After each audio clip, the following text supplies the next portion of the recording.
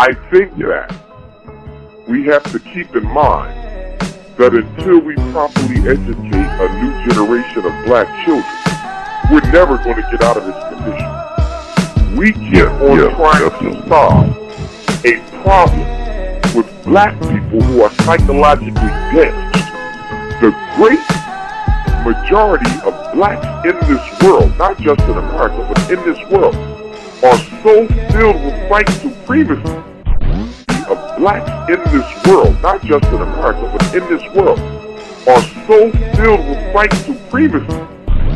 Of blacks in this world, not just in America, but in this world, are so filled with white supremacy that to try to re-engineer their minds to look after their own best interests is almost a waste of time. What we need to do is build educational institutions so that the children are properly nurtured the right way. What we need to do is build educational institutions so that the children are properly nurtured the right way. What we need to do is build educational institutions so that the children are properly nurtured the right way, so that when they become of age, they can automatically pick up the banner of Pan-Africanism and carry forward. We give our children to the white man for the first 17 years of their lives, which are the best years for conditioning the mind. When you want to condition somebody, you condition them from childhood. You don't condition them at 25 and 45.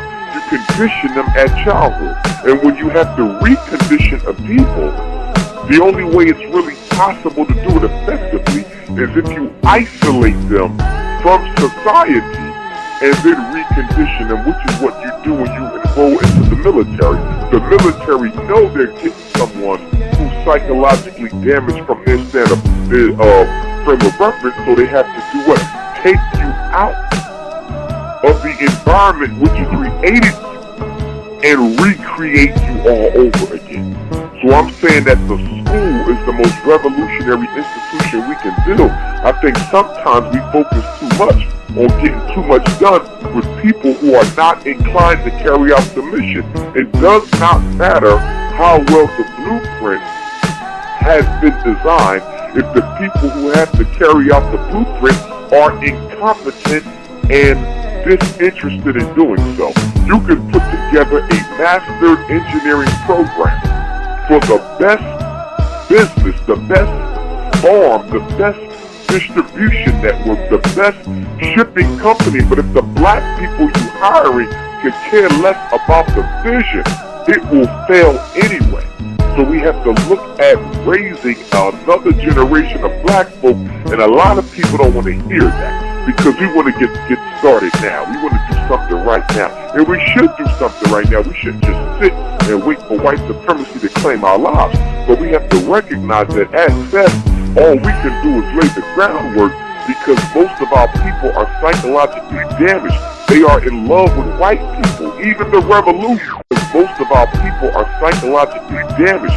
They are in love with white people. Even the revolution, most of our people are psychologically damaged. They are in love with white people. Even the revolutionaries are in love with white people when you study them closely. Okay? So we have to have another generation of black children to actually carry out that plan. Remember, slavery lasted 243 years before it fell. And the only reason why it fell is because those brothers and sisters at the second half of the 19th century possessed a certain type of a consciousness that previous generations did not have, that brought about the destruction of that. It's the same thing with African colonialism. It fell when it fell because that population were successfully, those leaders were successfully educated on the philosophy of Pan-Africanism and Garveyism in particular to bring about its demise. If the children ain't ready, it doesn't matter how well we designed it, it will fail anyway.